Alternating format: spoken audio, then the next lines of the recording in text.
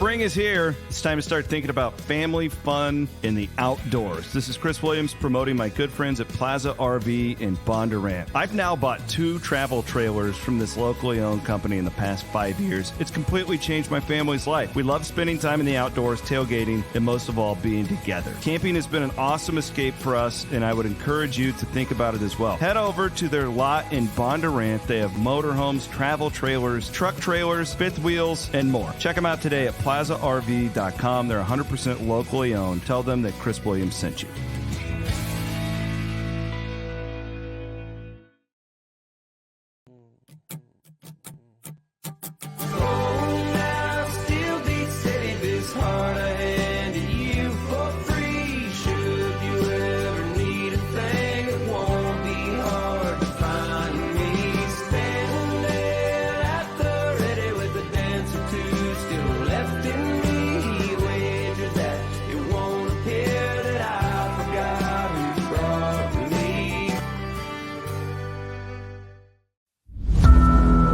Jon Miller, Chris Williams, from the Channel Seed Studios. It's Miller and Williams, presented by Wild Rose Casino and Hotel. 3 locations in Iowa, 3 times the fun. You'd rather be here. This is Iowa Everywhere.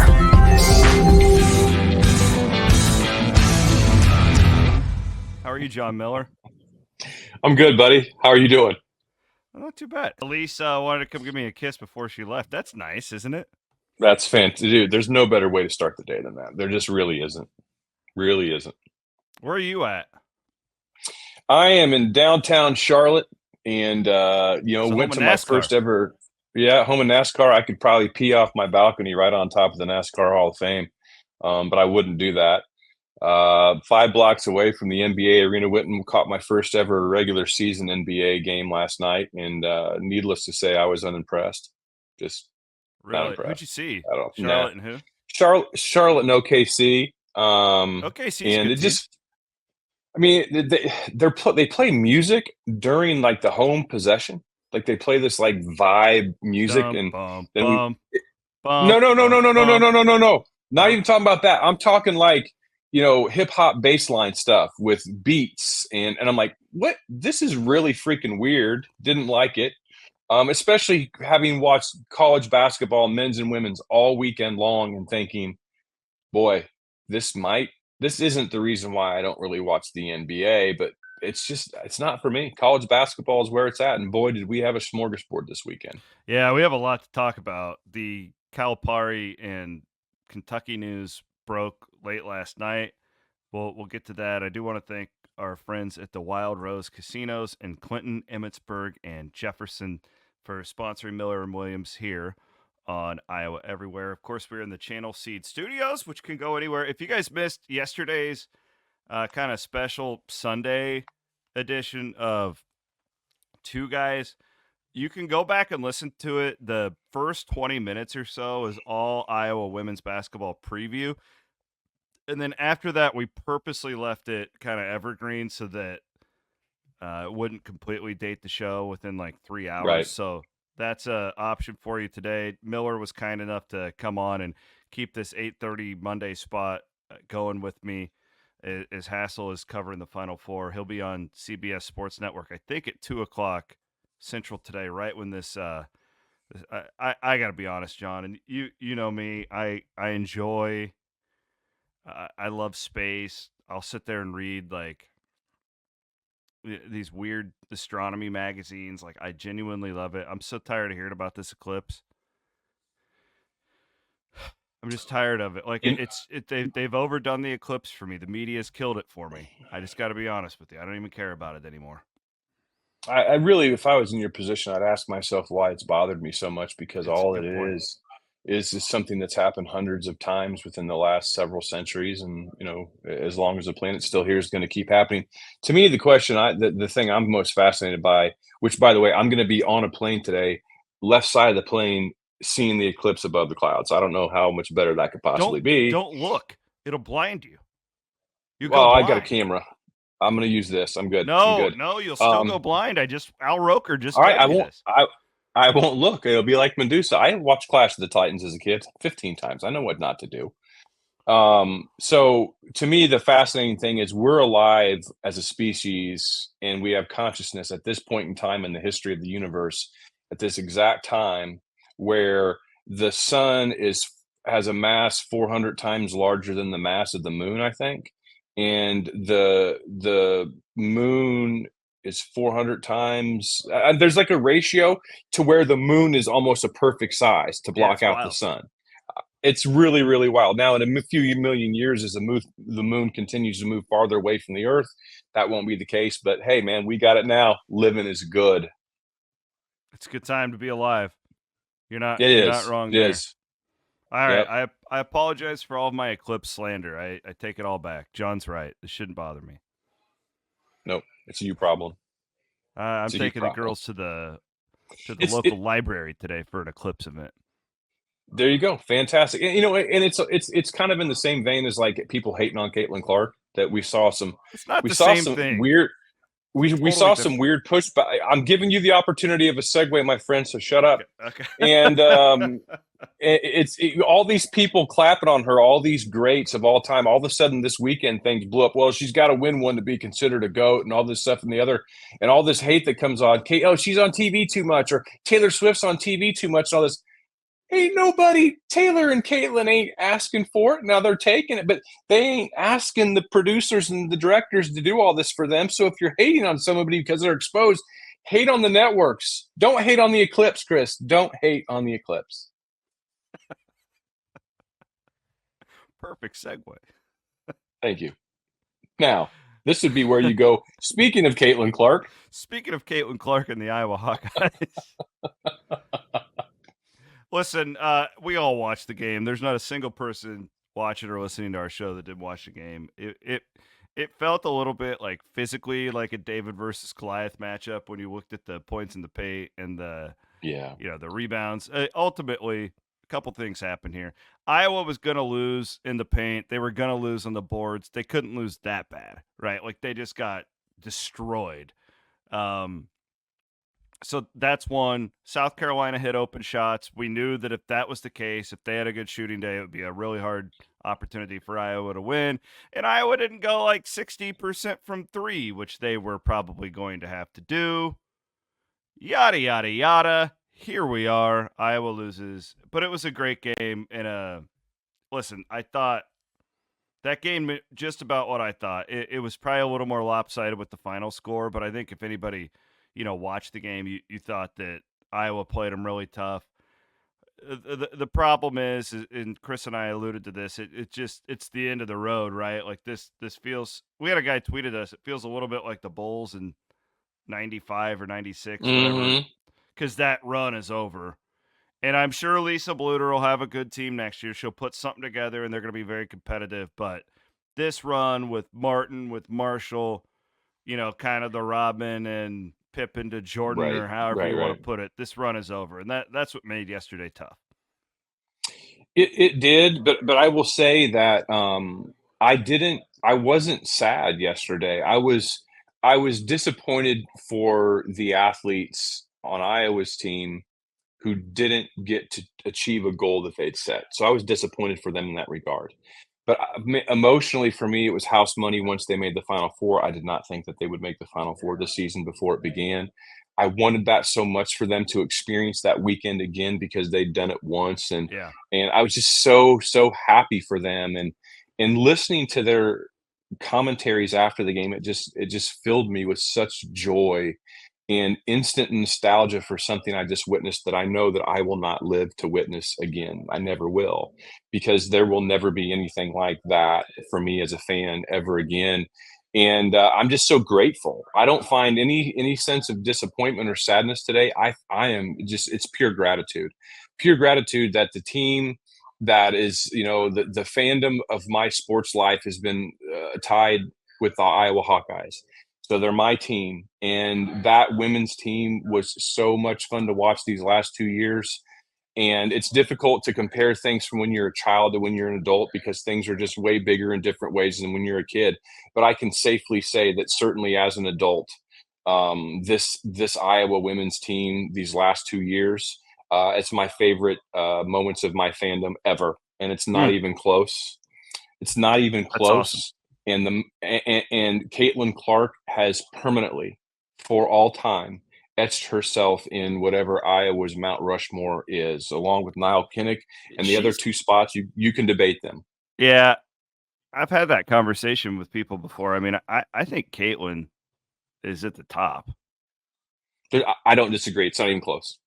Yeah, I mean, Niall Kinnick, like Heisman, obviously, war hero. Like, there's all this, but like the longevity of like it. Granted, I don't want to say there's not longevity in what Niall Kinnick did. That's a poor way of phrasing it, but It's a like fact. Caitlin Clark is on her way to be like a not only a sports but like a cultural icon too, right? Like that's gonna live.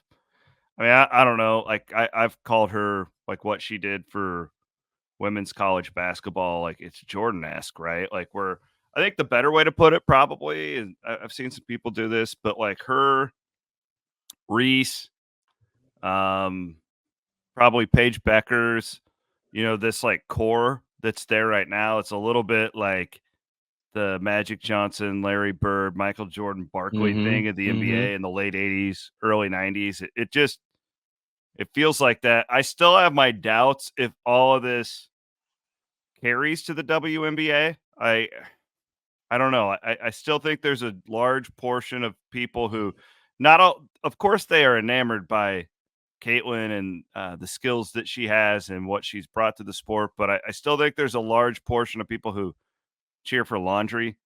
Like For I sure, for and sure. they'll support her in the WNBA, but when she's playing every other night in June and July, it's different to make it like appointment television. You know what I'm saying?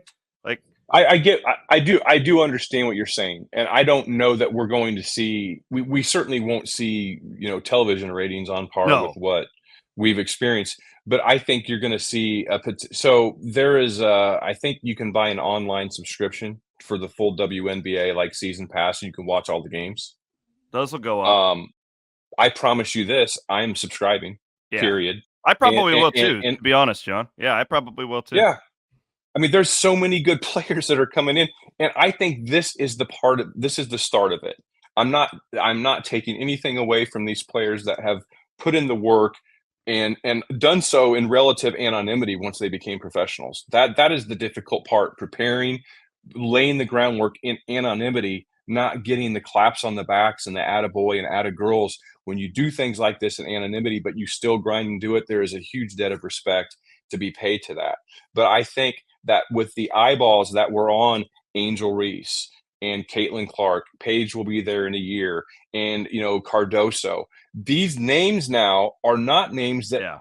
that I think sports fans have to go look up online to know who they are. They know there's name value now. There's never been this wide of name value probably going into an NBA draft, maybe ever. And Caitlin has made millions of people now fans of a sport that they weren't fans of before or paid very little attention to. So I absolutely think they're going to be boosts. I think the Caitlin Clark effect in arenas is absolutely going to continue. 37 of Iowa's 39 games they played this year, according to Scott Dockerman this morning, were sellouts. They only had 14 or 15, well, with the NCAA tournament, 16-ish home games. So over half their games were on the road or neutral Yeah. sites, and only 2 didn't sell out. Yeah. That's I think incredible. That's going to continue. I think it will too.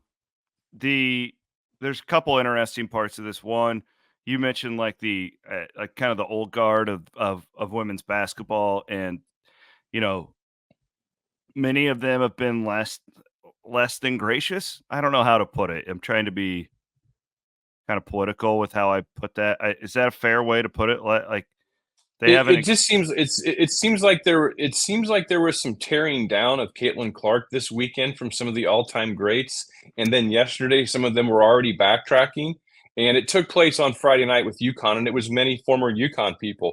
It was just really really petty, and it's Well, like, wait a second, what are you trying to tear someone down for that is putting this much spotlight on the game? Yeah, she didn't start it all, but she's not the one that's out there saying, yes, I'm the greatest thing of all time. It's other people. That yeah, sort of it's bullshit does jealousy. not elevate the game.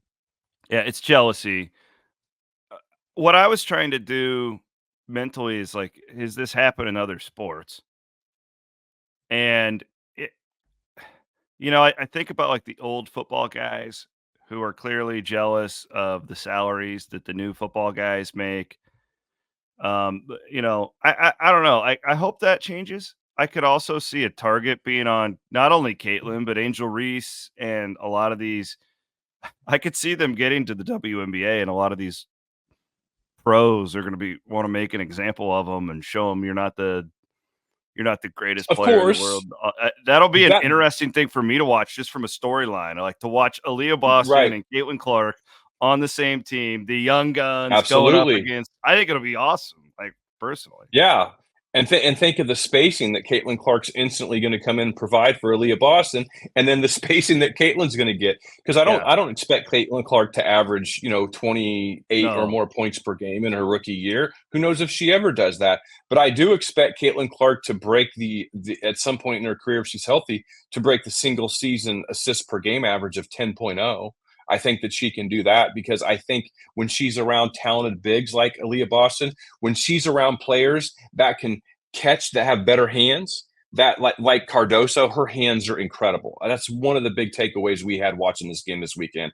Her hands are so soft, and sometimes Caitlin's passes are just a little more advanced than what her teammates could oh, handle. absolutely. At the next level, that changes. So I think Caitlin's going to be a walking double double for next year. I think still, and yeah, but whenever rookies would come into the NFL or the NBA, it's like, hey, Rook, they have their hazing. There's some mistreatment. There's people that want to size them up, show them how the cabbage is cut. There's going to be some of that in this game, but it'll be interesting to see how many of them can absolutely take Caitlin out the way that some people have tried to in the college game, like what UConn did to her the other night with face guarding back to the basketball most of Hmm. the time from her defender. You're not doing that in the WNBA. No, Caitlin, the defenses Caitlin plays will become easier than they were in college. It's just that the person guarding her man to man's probably going to be a lot quicker, but it's going to be man to man. Caitlin's going to have her shot. I can't wait to see it. last take from me on this is I watch a lot of women's college basketball. I have not watched a ton of WNBA in my life, and I'm just being honest. Mm-hmm. I don't think most people have who are probably I have not. watching it. The one thing I have noticed when I do watch it, I tuned into the finals a little bit last year, like it still seems like it's a little more uh, women's college basketball 15 years ago compared to what you see now when you turn on the NCAA tournament, which is you talked about the spacing, the range. There are players who can do that. It's a little bit like the opposite of the NBA in men's college basketball where the NBA is a much freer, uh, you know, analytical. It sucks that they play 82 games because I wish that they played like 30 games and started the playoffs because I think the NBA would just be so much more interesting to watch We on a talked day to about day. that last night. But college basketball, it's like the freedom of movement sucks. It's like you got all these coaches that are deliberately trying to make the game as ugly as possible. It's not that skilled anymore. I feel like women's college basketball is like what the NBA is in the women's game, and the WNBA is like where the college men's game is. And I'm hoping that this infusion of these younger players is going to continue to, even that out because it's such a damn fun product. Like the passing in women's college, and it's there in the WNBA too. Don't get me wrong, but it feels like there's still a little bit of that prior era, the before Steph Curry kind of changed what women's college basketball could be, and then you have people like Caitlin emulating it.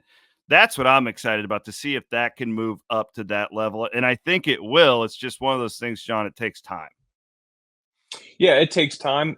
Probably at some point in time, I wonder if the WNBA will remove its minimum age requirement to be eligible for the draft so that players like a Caitlin Clark last year could have considered going pro. Now, it certainly is healthy for the college game. Yeah, And it's great. ultimately, that's going to be healthy for the WNBA right now. So I wouldn't be in a huge hurry to change that rule for maybe another 5 years or so. Let Juju Watkins play 4 years. Let her take a run at all of Caitlin Clark's records because Yeah, Juju Watkins is she's unbelievable. sick. And but at some point in time, maybe after your third year, give early opt-out opportunities, because it just seems like the women's game is going to new heights, and that's going to trickle into the WNBA game to lift it to new heights. And if the style of play can be more free-flowing like we see in the college women's game, then I am interested 110%. I have had my fill of historically physical Big Ten basketball, currently physical Big 12 basketball. It's not like the Big Ten's a cakewalk. I hate it. It's not basketball. It's not free-flowing. It's not how the rules are set. It's just how the officiating allows it to be called. And the women's game, to me, the last few years has been more entertaining. Now, that could be biased because my favorite team has the best offensive women's basketball player in college history.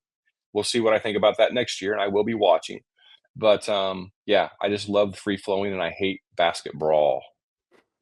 Well put. We'll get into tonight's game with UConn and Purdue. Want to thank a couple of our great sponsors, Terraplex Ag. If you are a farmer and you are not, at the very least, considering getting into the drone technology game, you are going to get left behind. Advanced technology, expert advice, productivity accelerated. Go to terraplexag.com. And I know you guys are just getting ready to start planting and all that good stuff. It's a great time to think about this. They'll come right out and show you everything that they got. My good buddies over at Terraplex Ag. Also want to do a Kelderman Manufacturing, bigger, better, bolder. I didn't tell you we were going to do this. You're familiar with the segment. Mine goes to Kentucky. Because Kentucky just got like an Iowa State Craig McDermott gift here with John Calipari going to Arkansas. I think Kentucky was on the hook to pay him like $32 million. This thing had become very toxic. I actually felt for both sides. Like Calipari's this guy, like they gave him a lifetime contract. What was he supposed to do? Turn it down at the point, right? The guy's aging a little bit. All the rules, not like John Calipari was paying attention to any rules, but my point is the baseline of whatever everybody was doing in that sport completely switches. He is out of date and, refuses to evolve a little bit. Kentucky starts to sputter. It turns very toxic. Meanwhile, so Kentucky wants out. Then you have Calipari, one of the greatest of all time, whatever you think of him. And I'm assuming John, a guy in that position, is kind of like, well, screw you people. Like, you don't, what I've done for you, you gave me this and now you're all turning on me. Screw you people. I want out. So this is a good deal for both sides in this, but bigger, better, bolder with Kelderman today goes to Kentucky being able to get out of that contract without really having to do anything. This is a perfect deal, perfect situation for a place where you pick up the phone, you're Kentucky basketball. You can call Billy Donovan with the Bulls. You can call Scott Drew at Baylor. You can call anybody you want if you're Kentucky basketball. Call TJ Otzelberger with Iowa State. I knew it was coming.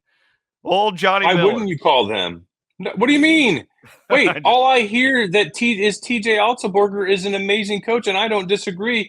Why wouldn't they call him? I will say this.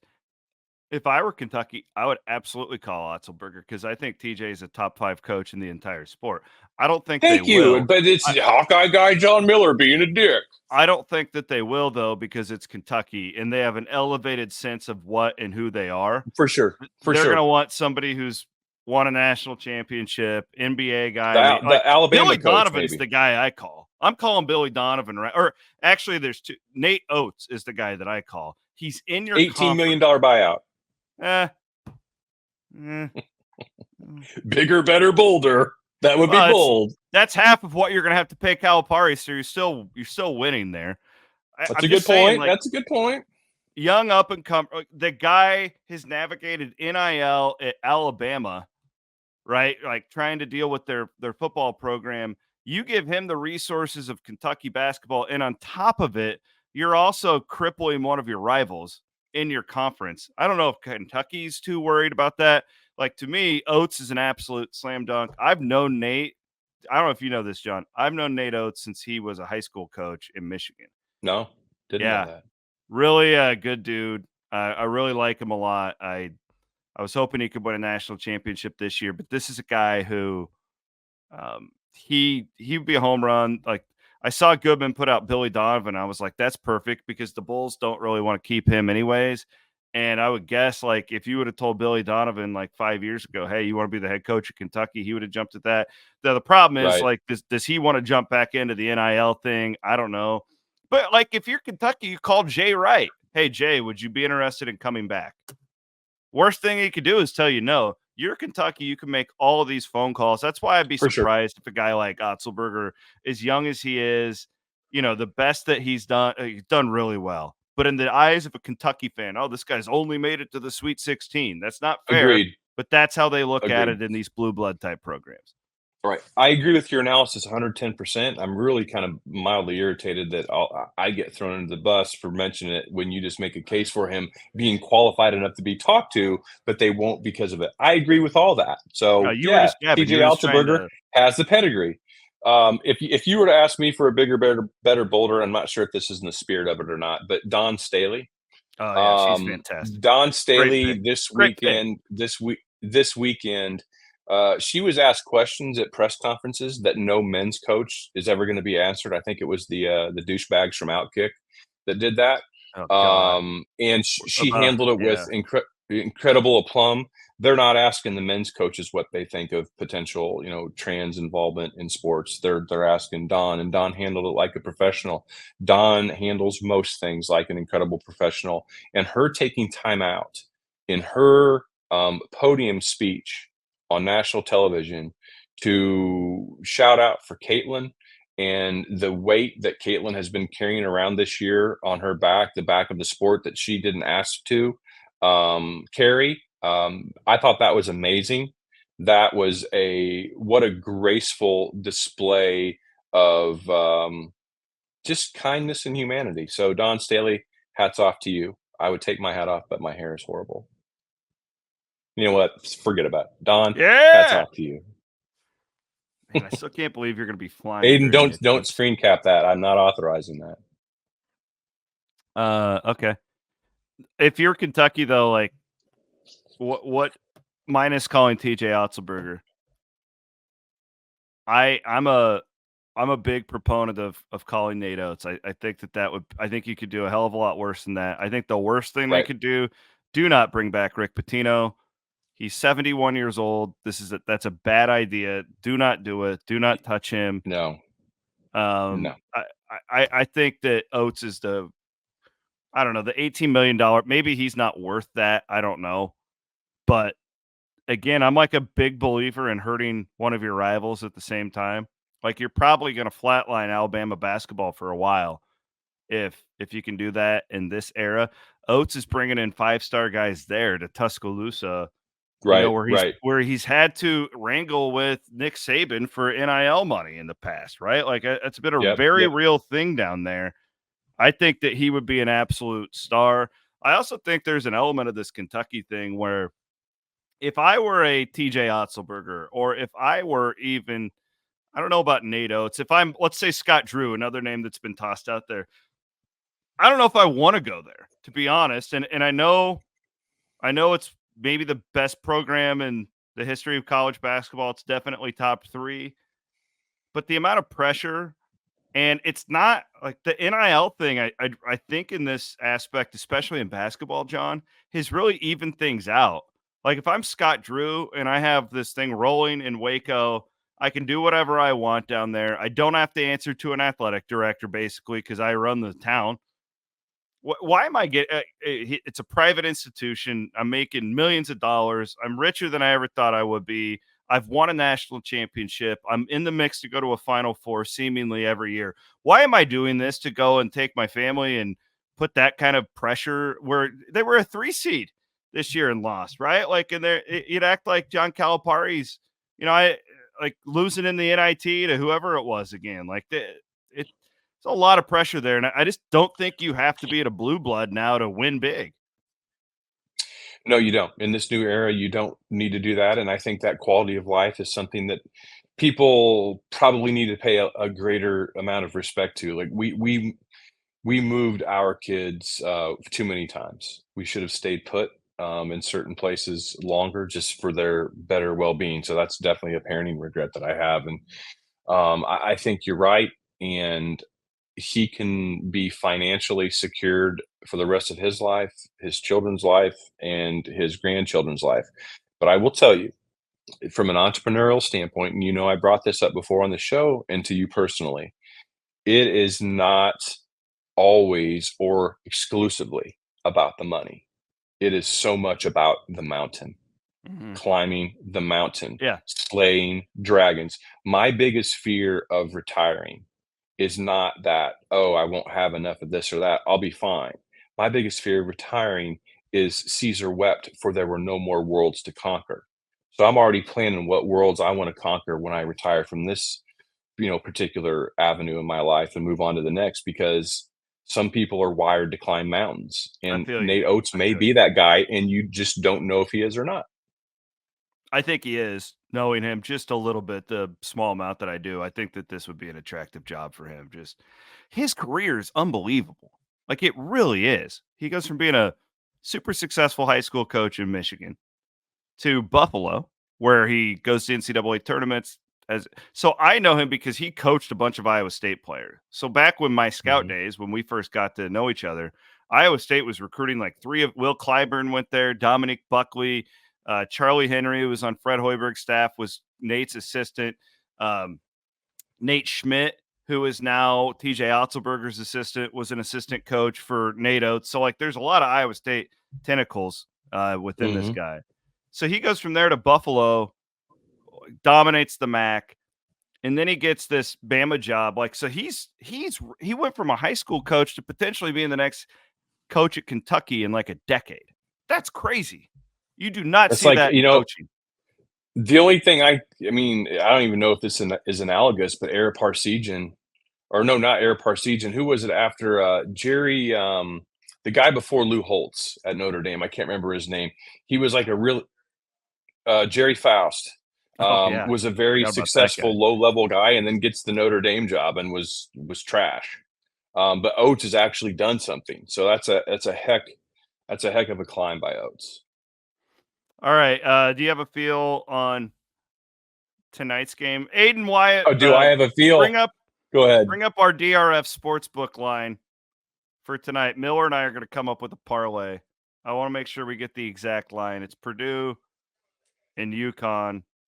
What are you feeling tonight, Johnny? I mean, Well, we got to pick can UConn, right? I can tell you what I'm feeling, and I did not do a parlay. The Prince's March Madness has been good. I didn't send you any screenshots 2 days ago or yesterday because you've slandered me quite a bit, so I'm not going to send you any more. Oh, No, up. I did send some to you. So what I did is I teased UConn down to -5.